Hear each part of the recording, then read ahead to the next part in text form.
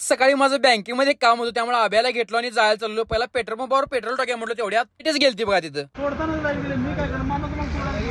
आब्याला परत घेतलो आणि पुढे कबनूरकडे जाताना एक पेट्रोल पंप आहे तिथं मला तेल टाकून घेतलो. 110चं बरोबर पेट्रोल टाकलो बघा मी. त्यानंतर डायरेक्ट मी बँकेमध्ये गेलो आणि तिथं मला घ्यायचं होतं म्हणजे आरटीआयचे फॉर्म घ्यायचं होतं. ते घेतलो आणि घरात आलो तेवढ्या दृश्या म्हटलं भावा जरा मला कामावर सोडून की कारखान्यात सोड म्हटलं आपण सोडत नाही वय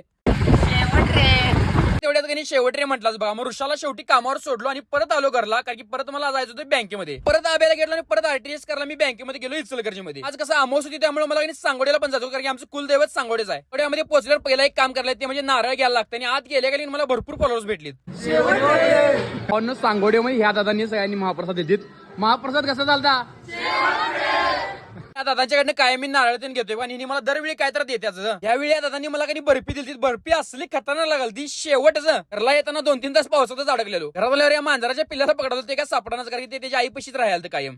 ते सापडण झाले ती भिऊन मला पळाली कारण की मला पहिल्यांदा गाव बघितलं नाही ते त्यामुळं